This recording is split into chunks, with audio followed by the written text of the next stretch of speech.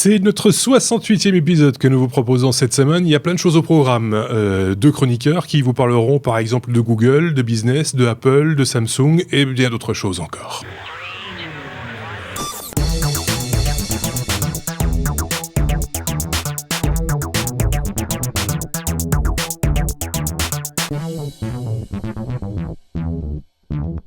Et pour parler de tout ça, on a avec nous en studio Xavier, salut Xavier. Et puis de l'autre côté, là-bas, oui, tout au fond, via Skype, nous avons Sébastien. Salut Sébastien, pour parler de nouvelles technologies. Et comme d'habitude, chaque épisode, nous le démarrons avec le courrier des auditeurs. On a eu pas mal de messages, des likes surtout concernant le hors-série. On a repris les hors-séries logiciels libres, vous l'avez sans doute remarqué. Ça suscite toujours beaucoup d'intérêt de votre part et on vous en remercie. D'ailleurs, n'hésitez pas à encore commenter et on s'en fera encore l'écho un petit peu plus tard. Mais pour le reste, pas grand-chose à dire de plus. Je ne sais pas ce que vous en pensez, petits camarades, mais tout de même, il y a eu pas mal de retours également concernant l'erreur 53 dont on avait parlé la semaine dernière et qui concernait donc l'erreur 53 que proposait Apple à ceux qui avaient bidouillé leur iPhone 6, je vais y arriver. Donc voilà, ça a suscité pas mal de commentaires, entre autres sur informaticien.be, Sébastien. Oui, c'est le débat classique des pour, les contre et ceux qui considèrent que c'est totalement normal et les autres. Donc oui. C'est un débat d'opinion plus que technique, mais voilà, chacun son camp, mais ça reste très gentil. Oui, et puis on avait dit aussi, faut-il le rappeler, que on comprenait un peu pourquoi Apple agissait de la sorte. Par contre, on ne comprenait pas vraiment pourquoi est-ce qu'ils agissaient d'une manière aussi, on va dire, abrupte. On va dire ça comme ça. Et donc voilà, c'était un peu ce qui était resté au fond du panier, si je puis dire. N'hésitez pas à retourner, voir les épisodes précédents, restent accessibles. Donc, c'était dans l'épisode précédent dont on parlait de cela. De Apple, il en est encore question, et c'est avec Apple, traditionnellement, que nous commençons notre abécédaire, puisque c'est la lettre A, bien sûr. Xavier, Apple qui est condamné à aider le FBI aux États-Unis. Il faut remettre un petit peu les choses dans leur contexte. Effectivement, en fait, c'est suite à une tuerie à San Bernardino, que le FBI a voulu accéder au téléphone de l'auteur et a fait appel à un tribunal en Californie qui a jugé et condamné Apple à mettre tous les moyens en œuvre pour aider de manière raisonnable le FBI. Alors, la raison, c'est que l'iPhone, je crois que c'est un 5C ici, dans ce cas précis, peut être configuré pour éviter les techniques de brute force, donc c'est-à-dire de tester un par un tous les codes possibles pour accéder au téléphone. Et après 10 tentatives, le téléphone efface son contenu. D'accord. Donc le contenu reste inaccessible jusqu'à présent. Et le but du tribunal, c'est de dire, d'ouvrir une certaine backdoor, en fait, donc un accès au FBI, ce à quoi Tim Cook s'est opposé directement et va donc faire appel. Il est soutenu également par le CEO de Google pour ça. Ouais. Et on attend les suites parce qu'il y a évidemment beaucoup de personnes qui sont contre le fait de pouvoir donner une porte ouverte au FBI, ce qui peut évidemment susciter pas mal de réactions pour la confidentialité. Est-ce que j'ai rêvé ou est-ce qu'il avait également été demandé à Facebook des renseignements et que Facebook a refusé également sur les mêmes arguments? J'ai peut-être rêvé. Je ne m'en rappelle pas. Non. Mais j'ai pas vu pour Facebook. Par contre, pour Apple, il y a eu une lettre qui a été publiée aujourd'hui de la part de Tim Cook sur le site d'Apple pour expliquer leur position. Parce qu'il y a plein de gens qui disent « Ouais, mais c'est des terroristes, blablabla, blablabla. » Alors oui, c'est des terroristes, c'est des vilains, c'est tout ce qu'on veut, mais on parle pas de terrorisme ici. Tim Cook parle d'ouvrir un backdoor sur un téléphone et dire à partir du moment où c'est ouvert, nous on n'a plus de contrôle sur qui peut accéder à n'importe quel autre téléphone. Dire on ouvre une boîte de Pandore et on dit ça sert plus à rien de crypter un téléphone si n'importe quel gouvernement peut après aller vérifier ce qu'il en a envie. Ouais. Donc Il y a certaines voix qui sont élevées également en disant que si, par exemple, le cryptage n'existait pas sur les téléphones, on aurait peut-être pu éviter les attentats de Paris, par exemple. Mais moi, j'y crois pas trop parce qu'il y a d'autres techniques. Si une technique n'est pas fiable pour encrypter les communications, les terroristes un peu malins vont utiliser d'autres outils. On en a déjà évoqué plusieurs dans des épisodes précédents. Il y a une multitude d'outils qui permettent de crypter des communications. Et si un moyen n'est pas fiable, ben, ils s'empresseront de passer sur un autre. Donc, ça existe depuis la nuit des temps. Hein. César avait son algorithme de cryptage qui était le César, qui est un des premiers algos de cryptage qu'on étudie en IT, qui est assez facile. Mais ce que je voulais dire sur le coup d'Apple, c'est qu'effectivement, il a publié sa petite lettre ouverte en disant blablabla, on va pas le faire, ils peuvent mourir, no way qu'on ouvre leur téléphone. Et là, je suis assez d'accord avec lui. Il dit, mais en attendant, nous, on a suivi la loi. Toutes les demandes d'informations qui nous ont été envoyées avec un mandat, etc., et on a donné toutes les informations qui étaient en notre possession. Ouais. Il dit donc, on collabore, on n'est pas là pour supporter les terroristes, mais on n'est pas là non plus pour ouvrir le téléphone de tout le monde parce qu'il y a un con sur la Terre. Ouais. Il y en a plus qu'un, mais... Oui. Voilà, quoi. Enfin bon, voilà, chacun prendra de nouveau, j'imagine, dans cette histoire sa position. Hein. C'est pas facile à trancher non plus. On peut comprendre les à côté de chaque opinion. Dans ce genre de sujet, c'est toujours un petit peu délicat, il faut le reconnaître. Quoi qu'il en soit, nous, c'est l'aspect technologique qui nous intéresse le plus. Et c'est vrai que si ça ouvre, effectivement, comme tu le dis, la boîte de Pandore, faut peut-être mieux la garder fermée. C'est peut-être simpliste ce que je viens de dire, mais c'est une réalité. Allez, on passe à la lettre B. B comme business, Sébastien, avec American Airlines, qui en a un petit peu marre du Wi-Fi. Ça les embête, le Wi-Fi. C'est bizarre. Le Wi-Fi qui rame. C'est le Wi-Fi qui rame, surtout. Oui, pour l'avion, c'est normal. C'est un peu couillon, oui. Encore réveillé. et non, c'était... bon, alors, c'est une histoire d'un peu de business, de trucs un peu couillon, mais ce qui m'intéressait, c'était les débits après. Mais bref, pour revenir sur le fond de l'histoire, American Airlines a décidé de traîner une société en justice, c'est la société Gogo, pour casser son contrat. Parce qu'effectivement ils sont liés à eux comme fournisseurs d'accès internet en utilisant les satellites et le Wi-Fi dans les avions. Mais le problème, c'est que ça va beaucoup trop lentement pour eux. Je vais venir au début après. Et dans leur contrat, il y a une petite ligne qui dit que normalement, s'il y a un autre système qui est bien meilleur, ils devraient pouvoir casser le contrat. Donc ils espèrent pouvoir casser leur contrat et utiliser comme d'autres firmes américaines, il y a déjà d'autres firmes et je me souviens plus du nom, mais qui utilisent un système concurrent, celui de Viasat. Et oui, c'est JetBlue, United et Virgin America et blabla et d'autres. On s'en fout, ils volent pas chez nous. Mais aujourd'hui, les gars, vous imaginez à quelle vitesse ils arrivent à avoir une ligne une ligne satellite dans un avion? Oh là là, quel débit tu veux dire? Quel débit, ouais. Ça doit être un pipi. Ça doit pas être énorme. C'est du 10 mégas. Donc ils ont 10 mégas pour tout l'avion. Ah, pour tout l'avion, oui. Pour tout l'avion. Ouais. C'est quand même plus que ce que j'aurais imaginé. Oui, moi aussi.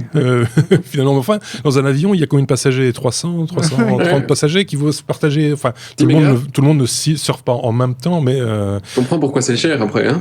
Oui, c'est ça. Quoi. Il va y avoir grand monde dessus. Alors ça, c'est la version Gogo, 10 mégas, et la version du concurrent, ils arrivent entre 70 et bientôt 100 mégas. Ouais. Mais même 100 mégas pour un avion, sur 300 personnes, ça fait... 100 mégas, ça commence à devenir limite. Tu peux commencer à regarder une vidéo YouTube en très basse qualité. Oui, c'est ça. Oui, c'est pas des débits qui sont faits pour de la vidéo, c'est plutôt des débits qui sont faits pour envoyer des mails et pour... oui, c'est ça. Les abonnés Netflix s'abstiendront. Oui, ça j'imagine, dans un avion en plus. C'est ce que nous, on a pour une seule connexion. Hein. Oui. Oui, c'est ça, oui, faut se la partager. Mais enfin, ayant connu les débuts de l'Internet en entreprise, on a fonctionné avec des fois beaucoup moins que ça. Hein, mais bon, c'était l'Internet d'antan, dit-il. Donc c'est quand même un pipi de rien du tout pour un avion de 300 places à peu près. Donc ça coûte un pont et c'est difficile en même temps de faire intervenir le passager, j'imagine, sur ces coups-là. C'est un coup perdu, non, pour les compagnies aériennes. Je sais pas ce qu'ils font, mais je pense que c'est accès gratuit dans la plupart des compagnies. C'est pris en charge par la compagnie, quoi. Ouais. Ok, bon, ben voilà, on en a pris. Ouais, tu tues pas les quotas non plus, hein. Ouais. Non, c'est Il y aura une nouvelle option sur Ryanair. Peut-être. Mais par contre, dans les trains, est-ce que quelqu'un sait quels sont les débits dans les trains, genre TGV, etc. En tout cas, si tu vas vers Paris, on prétend qu'il y a Internet, mais j'ai jamais réussi à envoyer un mail sur la ligne. C'est vrai. Donc, j'exagère à peine. Mais... Moi, j'ai jamais eu l'occasion. Je pense que c'est Benoît parmi dans l'équipe qui a le plus l'habitude des distances TGV en France. Ça dépend peut-être dans quelle classe tu voyages, mais en tout cas... Si vous, de votre côté, vous avez la réponse, n'hésitez pas à nous la communiquer. Ça nous intéresse de savoir où on surfe le mieux, en fait, en déplacement. Tant que t'es en Belgique, ou tant que t'es belge, t'as plutôt intérêt à garder ta 4G. Hein. Oui, reste chez toi. Aussi. Si tu veux continuer à surfer sur Internet, tu ne bouges pas de chez toi en Belgique. Bon, allez, on passe à la lettre G comme Google. Il y a des choses à dire du côté de chez Google, Xavier. Google qui améliore Google Translate. Voilà, ça c'est une petite annonce qui fera plaisir à nos voisins luxembourgeois. Google Translate, donc l'équipe de Google Translate a annoncé le support de 13 nouvelles langues. Ils espèrent comme ça acquérir à peu près 120 millions de personnes, d'utilisateurs en plus. Et pour arriver à ça, ils ont ajouté des langues dont certains ne sont utilisées que par 57 000 personnes plus ou moins. Donc c'est quand même sympa. Il y a des utilisateurs qui vont être donc des dialectes contents. quoi. Oui, complètement. Donc c'est pas mal effectivement. Ce sera disponible dans les prochains jours. Le déploiement est progressif dans les prochains jours sur les applications. Bon. Tu dis que les Luxembourgeois vont être contents parce qu'ils supportent maintenant le luxembourgeois, c'est ça? Oui, c'est ça en fait. Oui, non, mais ça va être compatible pour le luxembourgeois. Mais le luxembourgeois du nord ou du sud? Et alors, si on veut perdre la plupart de nos éditeurs au Luxembourg, ça ressemble quand même pas un petit peu à de l'allemand. Désolé. Moi, je pense qu'il pouvait se débrouiller avec... Enfin, après, c'est vous qui voyez, mais bon. C'est pour rire, évidemment. Hein. On reste chez Google, Xavier, pour parler de Picasa, cette fois, qui ferme ses portes, là, pour le coup. Quand il ferme des trucs, il ferme des trucs. Hein. Chez Google, ça, on l'a déjà dit. Voilà, donc c'est vendredi passé que Google a annoncé, Alphabet, pardon, a annoncé la fin de Picasa.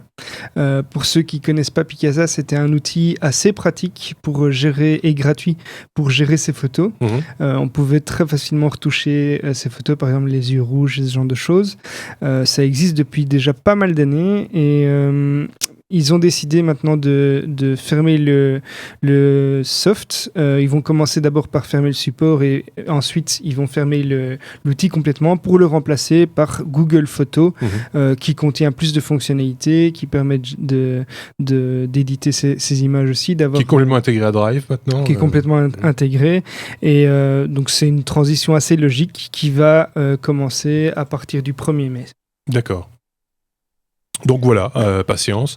Ceci dit, toutes les photos qu'on avait chez Picasa, j'imagine, vont être transférées. On peut les transférer très facilement. Voilà, c'est ça. Donc c'est un peu l'idée. Donc il n'y a rien de perdu, quoi. Mais ça va se faire plutôt en ligne que sur un outil qu'on pouvait installer sur son. Ils sont fidèles à eux-mêmes chez Google. Quand ils ferment un truc, quand c'est obsolète, quand c'est fini, on n'en parle plus. Il y a un outil, on en a déjà parlé, je pense, pour parler de fermeture d'outils chez Google. Il y a un outil qui est utilisé par beaucoup de monde encore, et entre autres les podcasteurs comme nous, c'est Feedburner. Et ça fait quelques années maintenant, 4 ou 5 ans, qu'on est quelques-uns à se regarder en se disant mais quand est-ce qu'ils vont fermer Feedburner? Parce que ça ne leur rapporte pas grand-chose à Google. Feedburner, ça prend plus de ressources qu'autre chose. Et donc la question reste ouverte. Quand est-ce qu'ils vont l'abandonner? Et Yahoo, qui avait un système un peu similaire à Feedburner, l'a fermé il y a quelques années, je pense il y a un an ou deux. Donc voilà, Feedburner, vous savez ce que c'est. C'est ce qui permet de faire un relais d'un flux RSS vers un autre flux RSS qui est, on va dire, remis droit, entre guillemets, au standard Google et au standard de manière générale. Enfin bon, voilà, c'était pour faire une petite parenthèse. On reste toujours chez Google, Sébastien, mais cette fois pour parler d'épicerie à domicile, c'est ça l'idée?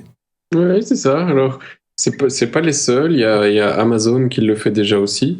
Et il y a Instacart, bien que ça, je ne connaisse pas chez nous. Mais bref, il y a Amazon Fresh, mais Amazon Fresh n'est pas non plus en Europe. Mais en attendant, maintenant, il y a le Google Express qui va faire du frais. Il y avait déjà Google Express, ça existait déjà aux États-Unis. Ils font de la livraison de biens. Ouais. Tu peux acheter un peu ce que tu veux, mais ici, ils sont partis sur, tu veux acheter ta salade, ton yaourt, ton pain, ta bouteille de vin, que sais-je, eh bien, tu peux l'acheter chez Google. Et ça va être livré à domicile pour autant que tu habites une certaine partie de San Francisco ou une certaine partie de Los Angeles. D'accord. Donc c'est quand même encore un petit peu restreint, mais ils font, contrairement à Amazon, ils n'ont pas décidé de construire leurs entrepôts et de faire ça eux-mêmes. Eux, ils travaillent avec d'autres services et d'autres sociétés qui sont capables d'apporter ta salade, ton machin et ta bouffe, quoi. Pas des épiciers, vraiment des entreprises qui sont spécialisées dans la livraison de frais ou des épiciers. Alors aussi. C'est Costco, Whole Foods, je sais pas si c'est des Costco Wholesale, je vais regarder tout de suite, le site ne marche pas. C'est une société de commerce de gros, des boîtes qui ont l'habitude de faire de la livraison et de l'entrepôt et compagnie. Ça fait un petit peu penser au principe des livraisons de plats préparés qui fonctionnent. En Belgique, on a, à Bruxelles en tout cas, on a Take It Easy, mais qui se déploie aussi en France, je pense à Paris dernièrement. Ouais, un peu partout. Un petit peu partout, qui fonctionne plutôt bien. Et qui utilisent les ressources en fait, des restaurants existants qui mettent à disposition des catalogues, entre guillemets, liés géographiquement par rapport à tes goûts. Je suis d'accord, mais il y a un petit problème. À la fin, il y a une différence assez notable. Sur les délais de livraison que tu dois réussir à pouvoir tenir, quoi. Quand tu fais Take It Easy et que tu fais de la bouffe, si c'est pour manger le soir, là tu dois avoir un délai qui est extrêmement court, d'accord. Donc là c'est vraiment de la livraison qui peut se faire par le resto ou par le coursier qu'ils ont, et en général tu mets ça face à des gars comme Amazon qui vont te livrer en 24 heures. 24 heures pour du frais, c'est pas possible. Donc tu dois réussir à avoir une livraison comme des boîtes en Belgique font, comme Coolblue, où tu commandes avant 4 heures de l'après-midi et tu l'as le soir chez toi. Ça, c'est des gars qui sont capables de faire la logistique pour pouvoir te livrer du frais. Sinon ton yaourt il sera tout vert, quoi. Comme certaines grandes surfaces proposent également du frais, la livraison de commission, on sélectionne via internet et on vient, il y a une petite camionnette qui vient vous livrer dans les 12 heures ou dans les 24 heures, en fonction de l'emploi du temps des uns et des autres, donc c'est un peu le même principe, quoi. C'est un peu le même principe, sauf que maintenant Google le fait, ça coûte pas extrêmement cher, par livraison t'es à $2,99. Si tu fais partie de leur communauté, sinon c'est $5, mais comme l'abonnement est à $95 par an, voilà, c'est acceptable. Mais c'est exactement le même prix qu'Amazon Fresh de ce côté-là, quoi. Sauf qu'on peut s'attendre à ce que Amazon, qui fait du commerce, fasse des choses comme ça. Par contre, Google, c'est complètement, c'est pas du tout leur core business, quoi. La distribution, c'est particulier quand même. Voilà. Oui, mais enfin c'est un marché où ils voient tous les autres débarquer et si eux ils partent sur un autre pied, ils disent nous on va pas s'amuser à faire les entrepôts nous-mêmes, on va utiliser tout ce qui existe sur le marché et profiter de tous les outils, où on est bon sur les outils informatiques. Et donc pour moi ils se concentrent sur ce en quoi ils excellent, donc pourquoi pas. Après il faut de bons partenaires.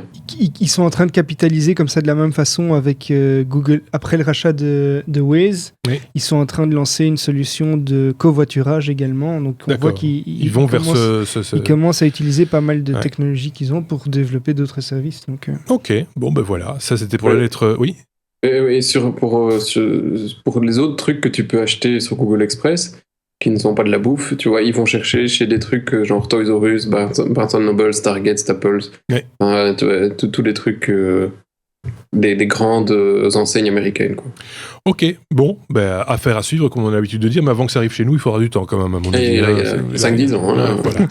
Donc il y aura d'autres solutions d'ici là, plus proches de nous. On passe à la lettre H comme hardware, Xavier, pour parler de Mattel qui annonce une nouvelle version de son ViewMaster. Alors, il faut remettre les choses dans leur contexte. On a fait déjà un hors-série concernant le ViewMaster, le retour, la nouvelle version du ViewMaster. Je vous renvoie donc à ce hors-série que nous avait proposé Sébastien il y a quelques semaines, voire quelques mois maintenant. Il y a déjà une nouvelle version. C'est le retour avec vengeance. C'est le retour de la vengeance 2. Donc effectivement, à peu près un an après avoir sorti le ViewMaster, que Seb avait très bien décrit, Mattel annonce une nouvelle version qui corrige en gros qui apporte des petites améliorations. Par exemple, au niveau de la compatibilité avec la plupart des appareils. Donc, par exemple, pour les possesseurs d'un iPhone 5, il fallait, paraît-il, un adaptateur. C'est corrigé. On a un accès plus facile également au jack. Donc, avant, le son était limité à l'appareil qui était étouffé un petit peu par le casque. Seb confirmera peut-être. Et maintenant, il est possible directement de brancher un jack au casque. Alors, ça va être livré avec des applications déjà de labyrinthe ou de choses comme ça en 3D. Et ça se fait par des petits disques encore apparemment qui sont disponibles. Mais l'utilisation est vraiment d'un casque virtuel, réalité virtuelle. Tout le monde comprenne bien instantanément sans devoir interrompre la lecture de ce podcast pour aller regarder le hors-série et revenir ici après. On parle bien d'un appareil qui ressemble, mais en plastique, c'est le Google Cardboard, mais vu par Viewmaster. Donc dans lequel on glisse un smartphone, et donc d'où l'intérêt aussi d'être compatible avec un maximum d'appareils. C'est le premier argument que tu nous proposais concernant ce Viewmaster, ce nouveau Viewmaster qui, tu l'avais dit, Sébastien, fonctionnait avec un système pas d'abonnement, mais de cartes. Les applications, alors tu as effectivement un disque qui est offert entre guillemets avec le Viewmaster qui te permet d'avoir accès à des morceaux de démo des 3 applications qui disposaient à l'époque en décembre, en tout cas. Parce que ça a moins d'1 an, le précédent Viewmaster est vraiment fin 2015. Mais leur écosystème, c'est du soft, c'est du soft sur lequel tu peux te promener dans la savane, dans machin, tout le bazar, quoi, pour les gosses. Et c'est sur le soft qu'ils font du pognon. Le Viewmaster est vraiment pas très cher. Parce qu'au final, tu vas utiliser un cardboard avec l'application Viewmaster, c'est exactement la même chose. Ça va fonctionner tout pareil. Il n'y a pas d'avantage à avoir un Viewmaster par rapport à un cardboard ou un Gear VR ou quoi que ce soit. C'est pour les nostalgiques. C'est l'historique, c'est pour ceux à qui ça fait un petit quelque chose de revoir le nom de ce truc. Parce que sinon, c'est un casque exactement comme les autres, et celui-ci ne tient même pas sur la tête, donc c'est vraiment fait pour les... Oui, il faut le tenir en main. Il faut le tenir en main, et sachant que tu mets un téléphone dedans, bon, voilà. Ceci dit, avec un morceau de Chatterton, enfin bon. le gros truc qui corrige, parce qu'effectivement, il y a, pour le son, franchement, c'est pas dramatique, les gosses s'en foutent.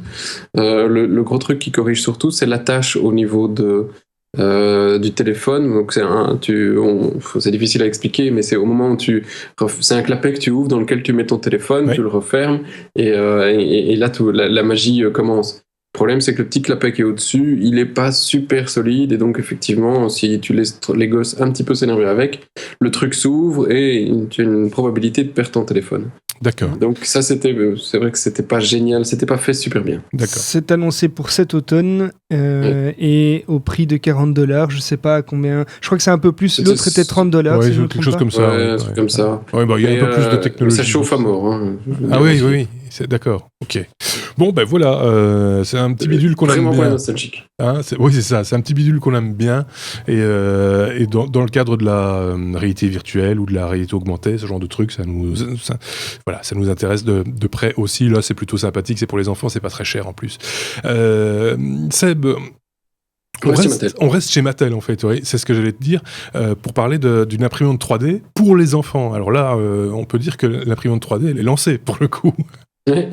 Oui, et Mattel, après avoir sorti des tablettes, après avoir sorti le Viewmaster, parce qu'ils ont racheté une marque de tablettes. Ils avaient racheté le Viewmaster aussi, c'était pas eux au départ. Et maintenant, ils se lancent dans l'imprimante 3D. Alors, c'est pas de nouveau, c'est pas eux qui font, mais ils brennent tout le machin, tout le bazar. Et ça s'appelle le ThinkMaker. Et c'est aussi un vieux jouet. Franchement, celui-là, par contre, je l'ai pas eu. Donc, je suis pas spécialement nostalgique parce que c'était un truc des années 60 qui était pas né, il y a presque 20 ans après. Dans lequel, apparemment aussi, tu pouvais bourrer des trucs, un truc liquide, genre qui faisait, après que ce soit passé au four, un genre de plastique. Donc, tu pouvais créer avec des moules, des moules précieux. Ah oui, je vois. C'était d'ailleurs assez dangereux. C'était des produits un petit peu toxiques qui étaient utilisés dans ce machin-là, si je me rappelle bien. Ça en a tous les rangs. Oui, je me rappelle de ce truc-là. Oui, effectivement. Mais c'était des moules, ça ressemble, pour ceux qui sont de ma génération, il y avait des bonbons en gélatine qui étaient aussi dans des moules un peu du même style. Quoi. Ça ressemble à ça? Oui. Okay. Ça, les bonbons, je me souviens. Eh ben voilà, Ouais, c'est la même chose. Ouais. C'est la même chose. C'est tout aussi toxique. Non, fallait manger le bonbon, pas l'emballage. Quoi qu'il ici, c'est une imprimante 3D, une vraie imprimante 3D. Une vraie imprimante 3D, et donc ils ont leur application sur. Ils sont plus ou moins sur le même genre de business model. Hein. Ils ont leur application qui, elle, a été faite, non pas par eux, parce que voilà, c'est pas leur truc, quoi. Ça a été fait par Autodesk, donc c'est pas un truc qui a été fait par des branquignoles. Ça a été fait par Autodesk, c'est fait pour les gosses, pour qu'ils puissent designer leurs jouets, avec une application qui est vraiment simple, intuitive et tout bazar. Et quand ils ont designé leurs jouets, ça leur crée un STL. Les gosses ne voient jamais que c'est un STL. Hein. Non. Et c'est balancé à leur imprimante 3D. Et s'ils ne veulent pas acheter l'imprimante 3D de chez Mattel, ça peut même fonctionner avec d'autres imprimantes 3D. D'accord. Donc le but vraiment, c'est les gosses doivent designer leur jouet et choisir les couleurs et se faire imprimer le truc. Et honnêtement, c'est vrai que l'interface, quand on regarde les screenshots, ça a l'air relativement simple. Je suis sûr que ça amuse pas mal les gosses. Mm-hmm. Et le discours commercial va bien avec, après, en mettant l'avantage de leur imprimante étant, nous on joue un petit peu sur la sécurité, ça se bloque. Toutes les imprimantes se bloquent, hein, 3D normalement quand elles commencent à imprimer, en principe, hein, sauf les trucs construits maison, hein, mais les imprimantes classiques vendues dans le commerce, en principe, ça se bloque. C'est encore, ils disent, et les enfants peuvent regarder leurs jouets s'imprimer parce qu'il y a une vitre devant. Je connais pas beaucoup d'imprimantes 3D où il n'y a pas de vitre, mais voilà, même les imprimantes classiques ont une petite vitre devant. Voilà. Oui. Mais ça coûte pas trop cher. C'est une imprimante pour $300 et alors elle est juste en réservation, elle n'est pas encore dispo. Ce sera aussi pour l'automne prochain, mais on peut déjà réserver son bitonio. Mais je trouve que c'est pas mal. Moi, c'est pas très cher. Enfin, je pensais que c'était plus cher que ça parce que les imprimantes, il y a 2 ans, on en présentait une dans ce podcast qui coûtait quelque chose comme 900 € et on trouvait ça pas cher du tout pour de l'entrée de gamme, tout ce qu'on veut pour expérimenter. Ici, c'est 300. Bon, c'est pas la fin du monde, quoi. Et c'est fonctionnel. C'est fonctionnel, et puis surtout, ça ouvre un énorme univers au merchandising qu'on n'a encore jamais soupçonné. Oui. Tu vas pouvoir acheter tes figurines de la Reine des Neiges, et les mecs, ils vont même pas devoir se les fabriquer en Chine, ils vont juste te filer le plastique, ça va te démerder. C'est ça. C'est génial. Ouais, c'est un produit parfait, je trouve. Ça va être super facile. Ils vont pouvoir vendre des plans, des QR codes sur les emballages, des machins qui vont donner des accès. Enfin, et tu le vois, hein. Ah oui, j'y suis. De nouveau, je suis convaincu que la machine est très, très... Le coût de fabrication de la machine est très, très proche du coût de vente, du coût de fabrication. Effectivement, c'est vraiment les à côté qui vont payer sur ce coup-là. Voilà. Ça aurait pu faire un bon what the fuck. Enfin, je dis ça, je dis rien. Bon, on passe à la suite. On était à la lettre H comme ardeur, on passe à la lettre S d'un coup, d'un seul, comme ça. Non. Ah non, c'est vrai. Désolé. Pourquoi parce qu'il y a de la pub. Oui, c'est juste parce qu'on reste dans la 3D. C'est une page de pub. C'est Xavier d'abord. On reste à H comme hardware avec de la pub en 3D sur son vélo. Voilà, on reste dans la 3D. C'est une petite techno que j'avais ratée. Ça a été présenté en 2015 à la compétition Pitch to Reach et ça a été remarqué par Richard Branson, donc le patron milliardaire de Virgin, qui a découvert un outil présenté par 2 jeunes d'une trentaine d'années et qui ont fait une technologie basée sur des LED qui vont s'animer sur les roues de vélo. À la base, c'était simplement sur des plaques tournantes, des petites barres tournantes, mais ils ont pensé à faire ça sur des vélos.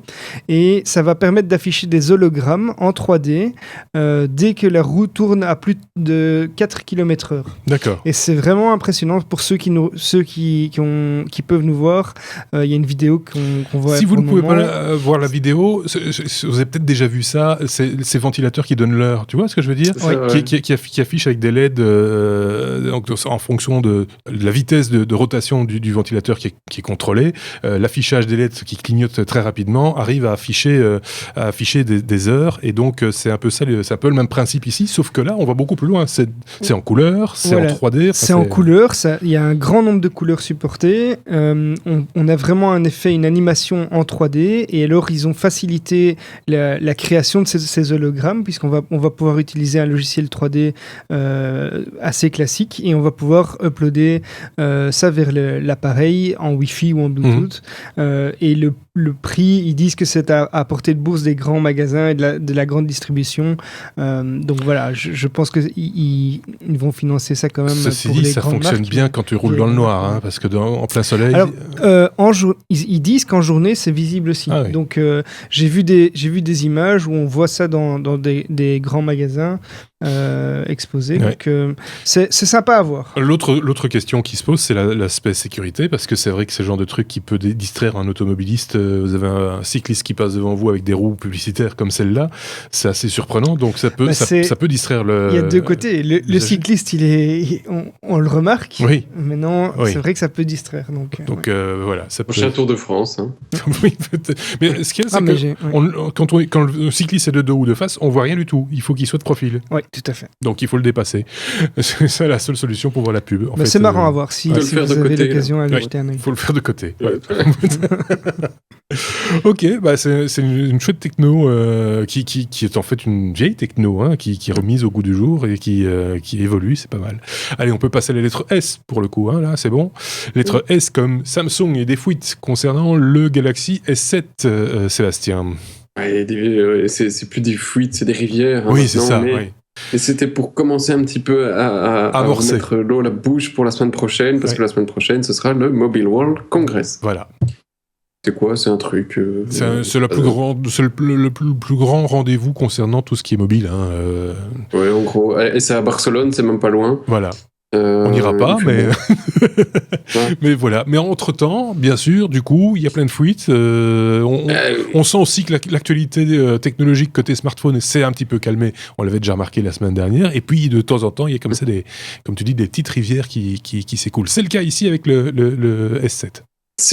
Voilà, tout à fait, c'est le cas avec le S7, mais c'est encore à prendre avec des pincettes, parce qu'effectivement, lundi, on aura une confirmation de ce qui est annoncé, mais on voit des photos, on voit des vidéos, Samsung a même dans certains pays montré des vidéos du prochain téléphone avant même le Mobile World Congress, donc il y a vraiment des fuites assez bien organisées. On parle d'un retour de la carte micro SD dans le téléphone, avec une sombre histoire mais maintenant c'est magnifique grâce au nouvel Android, parce qu'on peut faire de l'extended storage, machin, tout bazar, enfin bref. Donc elle revient, elle reviendrait en tout cas. Ouais. Hein. Et il y a aussi un autre grand truc qui reviendrait, qui avait été abandonné sur le S6, c'était tout ce qui est résistance à l'eau. Donc le nouveau pourrait effectivement être IP 67 ou 68, donc ça dépendra un petit peu de ce qui est dispo, donc résistance à l'eau, à la poussière, etc. Bon, le mien n'avait jamais pris l'eau, heureusement, mais c'est vrai que c'était assez sympathique. Et surtout que maintenant on fait du rechargement sans fil, donc c'est plus facile que quand on doit à chaque fois bourrer le câble dans le trou. Parce que le S5 était quand même assez pénible, tu avais à chaque fois un machin enlevé pour le charger, à un certain moment tu commençais à en avoir plein le cul. Honnêtement. Pour être propre. Voilà. Sinon aussi ça changerait au niveau des appareils photo, mais ça c'est logique, je vais pas revenir là-dessus. On aurait une beaucoup plus grosse batterie et ça passerait à de l'USB type C. D'accord, voilà, ok. On changerait sur le truc.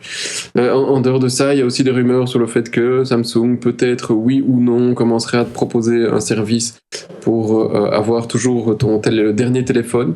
Donc un abonnement pour avoir le dernier téléphone, le dernier flagship de chez Samsung. Donc voilà, c'est un truc dont on parle déjà depuis longtemps, mais ici ça revient quand même pas mal sur le devant de la scène. Et il serait presque confirmé qu'ils ont toujours offert un petit truc ces dernières années quand tu précommandais le téléphone. Donc apparemment, cette année-ci, si tu précommandes, ils offriraient un Galaxy Gear. D'accord. Donc un truc de 100 boules avec le téléphone. Ouais. À suivre là aussi. Ils ont besoin de se remettre un petit peu en selle avec leur smartphone parce qu'ils sont un peu chers, sans doute, par rapport à une concurrence de plus en plus agressive côté chinois, avec des smartphones à un prix qui tourne aux alentours des 300-350 euros ou dollars. Et ici, pour vendre des appareils à plus de 600 boules, il va falloir commencer à trouver des petites solutions, des petits trucs comme ça. Voilà. Ça, c'était pour Samsung. La lettre S, on y reste avec Sony, mais pas d'un smartphone, Xavier. Il s'agit d'une télécommande un petit peu particulière. Voilà, moi je suis assez fan des télécommandes universelles de Logitech. Il y a les fameuses Harmony qui sont vraiment très intuitives et qui facilitent la vie pour supprimer toutes les télécommandes qu'on a dans sa maison. Un des problèmes, c'est, même si c'est sur batterie, il faut la recharger assez régulièrement. Et Sony a utilisé sa plateforme de financement pour produire une nouvelle télécommande qui s'appelle The House Remote... Attendez, je vérifie. The House Remote Controller. Ça s'écrit Huis plutôt comme en néerlandais. Et c'est une télécommande qui a la particularité d'avoir un écran e-ink et donc une autonomie qui peut atteindre plus d'une semaine. Donc ça, c'est l'intérêt de la chose. Donc on a une télécommande qui reste très intuitive puisque c'est principalement un écran au format avec un affichage qui est très clair et qui est comparable aux e-books qu'on peut voir en e-ink. Voilà, un bel outil qui sera annoncé au prix de un peu moins de 28 000 yens, c'est-à-dire à peu près 250 €. D'accord. C'est pas mal, ça. C'est plutôt sympathique, c'est mignon, ça a l'air d'être relativement intuitif. Évidemment, ça demande toujours un petit peu de programmation, non, ce genre de truc. Alors, c'est en tout cas... Je vais parler de mon expérience avec la Logitech Harmony. C'est très simple à configurer parce qu'en fait, on va se connecter à des outils qui vont télécharger automatiquement les configurations en ligne. En gros, on se contente de dire quels appareils on a. Et puis, on peut avoir des scénarios qui vont dire, si je veux regarder la télé, j'utilise ma télé. Pour ça, je la branche sur tel canal. Je branche mon ampli sur telle sortie et j'ai un lecteur vidéo de telle marque. Donc, c'est assez c'est simple. Vraiment très simple à utiliser. Pas mal. Et puis après, on gagne en autonomie, ce qui est encore mieux. Ça séduit Sébastien. Ouais, je trouve ça pas mal. C'est vrai que j'ai eu une Harmony par le passé. Jusqu'à ce que ma télé commande ma Shield sans problème. Donc à partir du moment où j'ai tout viré, que j'avais plus qu'une télécommande, j'avais plus besoin d'une télécommande qui faisait tout. Donc c'est un bon plan. Mais c'est pas mal quand même. Le design est même sympa. C'est un peu Sony carré, mais c'est pas mal. C'est semi-carré, oui, ça ressemble. C'est Sony, quoi. Oui, c'est ça, c'est assez... C'est Sony, quoi. À mon avis, il leur restait des écrans de liseuse. En gros, c'est un grand Xperia en blanc avec... Oui, c'est ça, voilà. Mais c'est sobre. Je savais pas que c'était flamand. Oui, c'est ça, c'est rigolo ce nom. Hein. HUIS. Alors, c'est en japonais, vous passerez... Chez un ami pour avoir la bonne prononciation. Exact. C'est Huawei que ça se prononce. Contrôleur. Peut-être, je ne sais pas, c'est possible. Mais il ne faut pas confondre le chinois et le japonais, hein, attention. On passe à la lettre S, on est toujours à la lettre S, on reste à la lettre S, comme smartphone, Sébastien. L'Inde qui crée un smartphone à prix cassé. Ah oui, j'ai vu ça dans l'actu, c'est assez surprenant, parce que le prix, là, pour le coup, il est vraiment cassé. Il est bon, hein. Ah, ça, il est bon, là, oui. Donc là, c'est un téléphone à 4 pouces qui fait du 960-540. Bon, ok, c'est pas terrible, mais quand même. Avec un quad-core 1 Giga 3 que c'est pas mal, hein, c'est du milieu, enfin le bas du milieu de gamme, plutôt entrée de gamme, 1 Giga de RAM, 8 Giga de mémoire, micro SD, caméra 3 mégapixels. C'est l'haut de gamme d'il y a 4 ans, quoi. C'est l'haut de gamme d'il y a quelques années, mais t'as Wi-Fi, Bluetooth, GPS, une batterie c'est bien, c'est mieux, hein, sur un téléphone. Et ça fonctionne. Et c'est de l'Android 5.1, donc même si c'est un truc d'il y a 4 ans, c'est un OS correct, tu sais tout faire, quoi, tu sais surfer et faire tout ce que tu veux avec. Et le prix, parce que jusque là le téléphone, on dit tout ça on s'en fout, hein. Voilà, quand même, hein, on a ça depuis longtemps, mais le prix est quand même assez impressionnant. Je sais pas si tu as vu, Xavier, le truc. Non. Allez, combien tu donnes Et combien tu donnes pour le smartphone? Pas cher. Indien. Ils l'ont cassé le prix, là, ils l'ont Il l'a cassé. Un smartphone indien, on doit aller un peu moins de 100 €, je sais pas. Un peu. Ah non, beaucoup moins. Beaucoup moins de 100 €. Indien, allez, oui, non, si on reprend le prix qu'ils utilisaient pour les voitures, je dirais allez, 40 €. Ah, beaucoup moins. On s'approche quand même, non? Non, 3,60 $. C'était 3,60 $? 3,60 $ le téléphone. D'accord. 3,60 $ le téléphone. Voilà. Mais tu t'engages à prendre un abonnement chez Non, eux. rien. Oui, un abonnement à 2 centimes. 3,60 $. Alors, Et t'as le chargeur qui est livré avec. ça, c'est pas sûr. Peut-être que ça, c'est 3,62 $. Ou alors le chargeur lui coûte 290 €. Mais c'est incroyable Mais par d'arriver à des contre, prix pareils. la confidentialité n'est pas assurée. Hein. C'est ça. On n'est pas sûr de... Non, c'est Android. Hein. C'est Android qui est derrière. Donc, c'est Android 5. Est-ce qu'il y a une explication sur les raisons de ce prix? Parce que c'est quand même très surprenant. Il y a une explication. C'est pas réellement 3,60 $. Enfin, si, les mecs en Inde vont payer 3,60 $ leur téléphone, mais la construction est subsidiée par le gouvernement. Donc, alors, on ne sait pas exactement de combien il le subsidie et quel est le prix de revient exact, mais le gouvernement va mettre la main à la pâte sur le truc et sur le projet Freedom 251 de la boîte Ringing Bells dont personne n'a jamais entendu parler. Mais ça va être distribué dans tout le pays à partir de 18 février. Donc aujourd'hui, voilà, le site est ouvert, on peut commander. Et donc, ils vont pouvoir prendre des abonnements de téléphonie mobile qui vont leur coûter bien plus cher que l'appareil, on l'imagine. Et donc, c'est plutôt malin de donner l'appareil, enfin, quasiment le donner au public pour finalement générer des abonnements. Oui, mais je suis même pas sûr que c'est pour ça qu'ils le font. C'est surtout pour que tout le monde ait accès à ce qui est aujourd'hui quasi un PC. Oui, c'est ça. Parce que pour eux, tu sais tout faire avec ça. Tu sais regarder toutes les vidéos dont tu as envie pour de l'éducation. Tu sais faire. Donc c'est un outil de communication incroyable pour tout le monde, pour des gens qui sont au fin fond de la campagne, et eh bien, ils peuvent regarder le journal s'il faut, ils peuvent avoir les news du gouvernement, ils peuvent avoir les news de leur famille. Pour des zones rurales qui n'ont pas de technologie, et ouais. Alors, il faudrait voir le salaire moyen aussi en Inde. Hein, oui, c'est ça. Je pense que 3,60 $, il y a moyen de se le payer quand même. Ouais, mais ça reste quand même, c'est sans doute encore par rapport au salaire moyen, ça reste quand même une certaine somme. Hein, je veux dire, c'est pas gratuit. Oui, mais ça doit faire quelques jours de travail au maximum. Oui, c'est ça, voilà. Ouais. Il y avait eu un projet, je ne sais pas si vous en rappelez, il y a quelques années, d'ordinateur très accessible.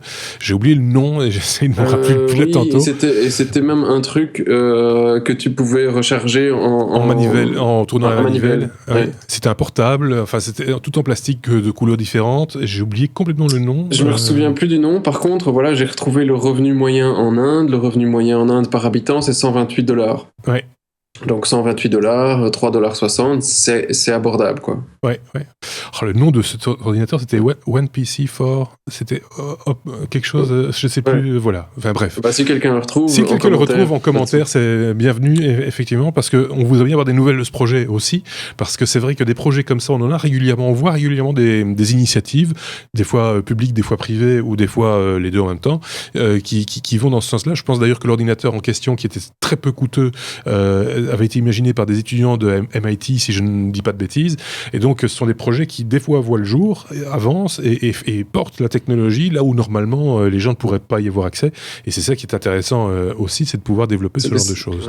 C'était l'époque où on était encore en train de jouer beaucoup avec des netbooks. Hein. Oui, c'est ça, c'était un peu le même principe, c'était un Linux qui tournait derrière, enfin vraiment, c'était une toute petite machine, mais tout à fait fonctionnelle, qui était susceptible de remplacer les petits tableaux noirs avec la craie ou les tableaux blancs avec le stiff quand on est riche.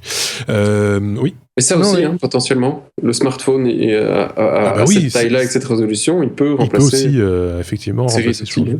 Et contrairement à ce qu'on pourrait penser, l'Inde est quand même toujours assez en avance sur tout ce qui est télécom. Et informatique.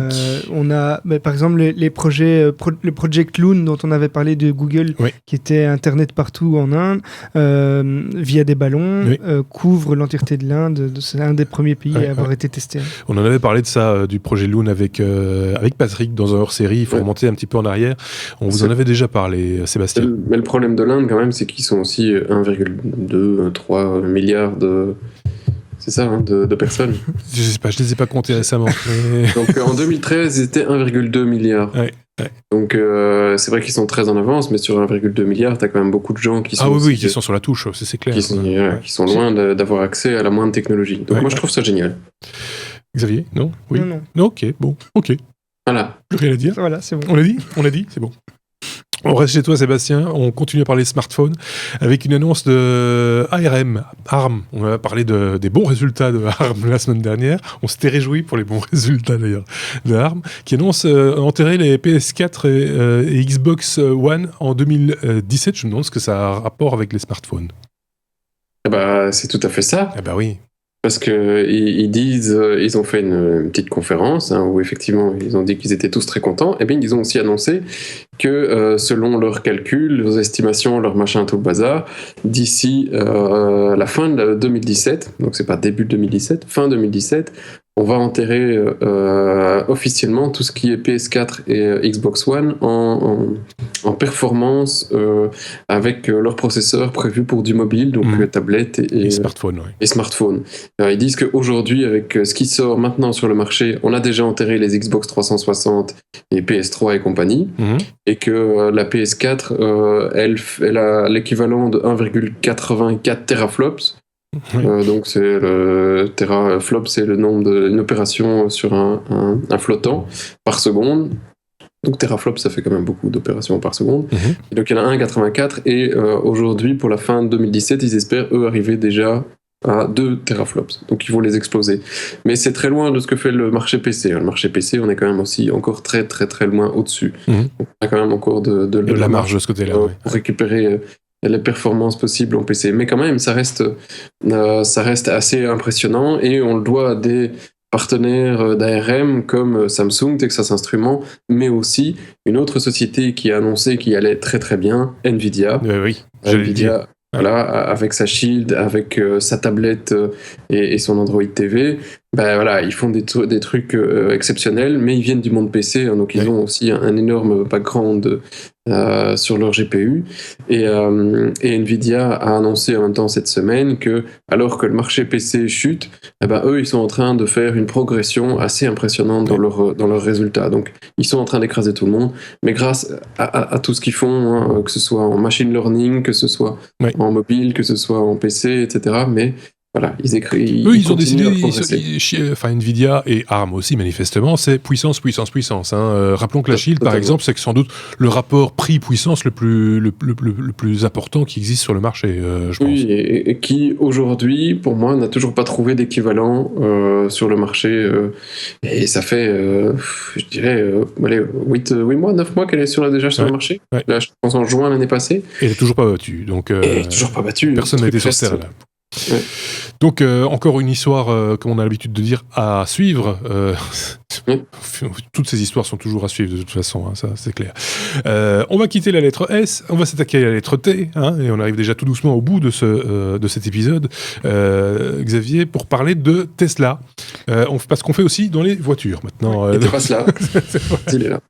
Tesla, la Tesla, la voiture électrique, sort bien, un nouveau modèle sort prochainement, le modèle 3, c'est ça. Et c'est une nouvelle histoire à suivre, puisqu'on connaît enfin la date de commande et où on va pouvoir découvrir la Tesla 3. Ce sera le 31 mars prochain. On sait déjà qu'elle tournera aux alentours d'un prix de 35 000 €. Donc c'est un budget qui est tout à fait acceptable pour une voiture qui sera normalement largement supérieure en termes de performance par rapport à ce qui se fait dans des budgets similaires en termes de véhicules électriques. L'autonomie sera par contre réduite d'environ 20%, donc ça ferait 310 km annoncés, mais on pense tourner aux alentours des 200-240 km d'autonomie, ce qui reste respectable pour beaucoup de monde, bon, pas pour les commerciaux ou autres. On sait qu'ils ont réduit le prix grâce au fait qu'ils vont réutiliser une bonne partie des composants qu'ils ont utilisés dans les modèles précédents de la marque.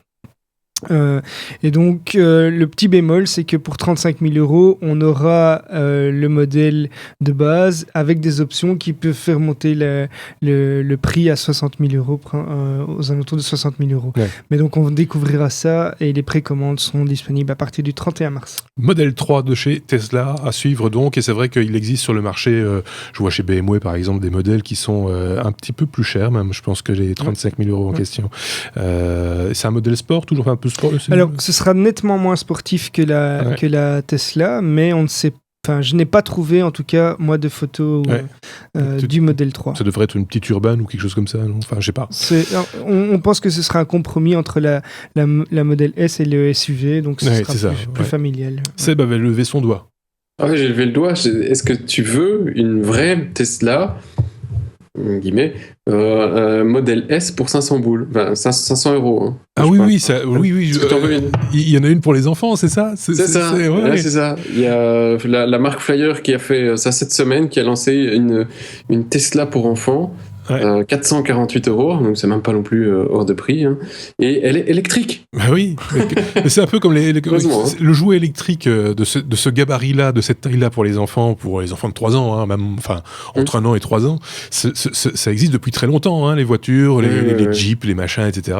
Mais là c'est une Tesla. Mais là c'est une Tesla, donc ça prend une toute autre dimension du coup, forcément. Mais c'est 4 km/h. Hein, et tu mets ton téléphone au milieu. Oui, c'est ça. Pour le Google Maps. Oui, pour le Google Maps, effectivement. Combien de kilomètres heure tu disais ? 3 ? 4,5, je pense. Ouh là, il va aller loin. Il va y aller lentement, mais il va aller loin. C'est juste suffisant pour faire tourner l'hologramme. Mais attends, ça peut monter jusqu'à 722 € si tu veux des batteries additionnelles. Tu vois, ou tu veux l'option pour aller jusqu'à 9 km/h. Ouh là là, c'est déjà pour les pilotes de course. Il y a aussi le mode autopilote ou... Le mode autopilote.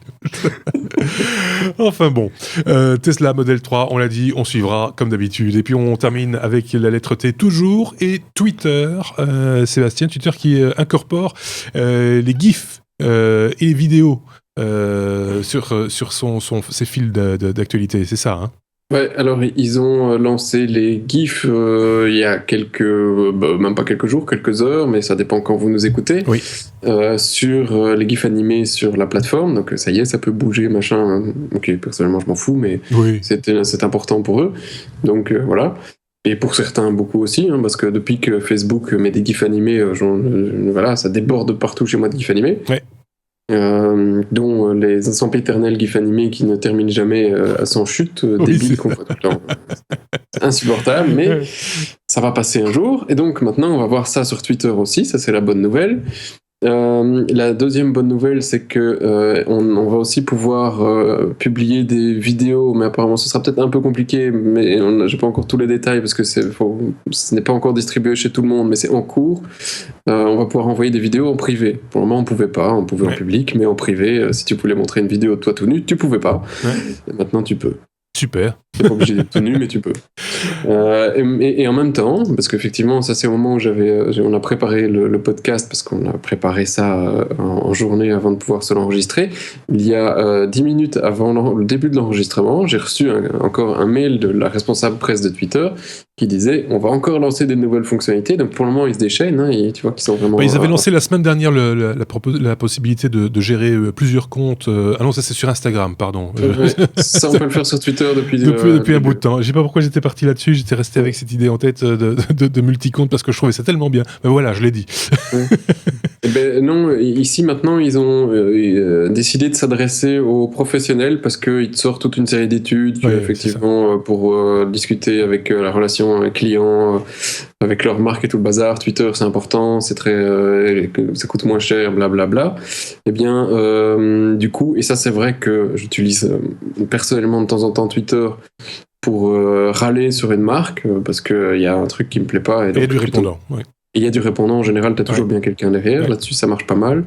Et donc, leur nouvelle fonctionnalité, c'est à partir du moment où un consommateur aura initié une discussion avec une marque, après quelques messages, la marque pourra, dans la réponse, incorporer un lien de clique ici pour commencer une conversation privée. D'accord. Donc tu ne devras pas commencer à ce que chacun se rajoute pour pouvoir commencer à discuter.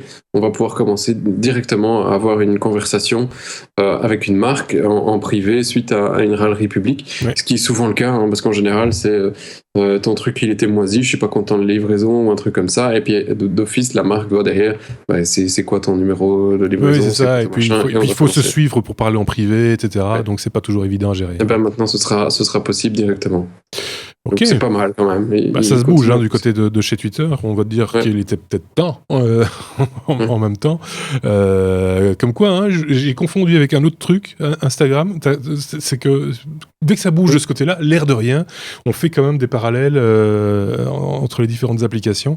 Et voilà, c'était une erreur de ma part, soyons clairs. Mais voilà, on a fait un petit peu...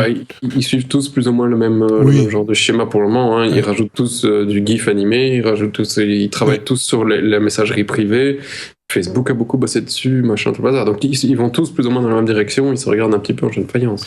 Effectivement, là aussi il y a des choses à suivre de ce côté-là. Je pense qu'on a fait le tour de la question pour cette semaine, en tout cas en matière d'actualité technologique. On y reviendra bien entendu la semaine prochaine. On reviendra la semaine prochaine, comme tu l'as dit Sébastien, avec le Mobile World Congress qui ouvre ses portes ce lundi. Et il y aura certainement en marge du salon plein de choses à dire, même si, on n'est pas tout à fait fan des sempiternels explications sur le nouveau processeur, la nouvelle carte graphique, machin, etc.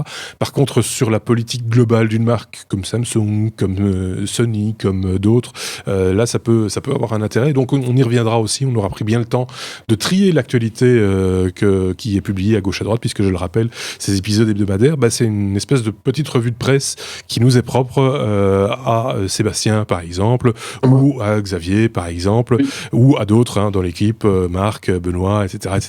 Donc voilà, c'est pour ça peut-être que vous nous suivez aussi. N'hésitez pas à faire des commentaires sous la vidéo ou sous l'article sur informaticien.be, sur lestechno.be, sous la vidéo sur YouTube, enfin où vous voulez. Il y a également Twitter, il y a Facebook, il faut tous les citer maintenant.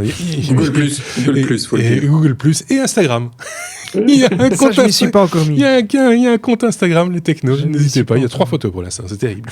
Voilà, on a fini. Merci beaucoup, merci à tous les deux. À très bientôt. Au revoir. Ciao.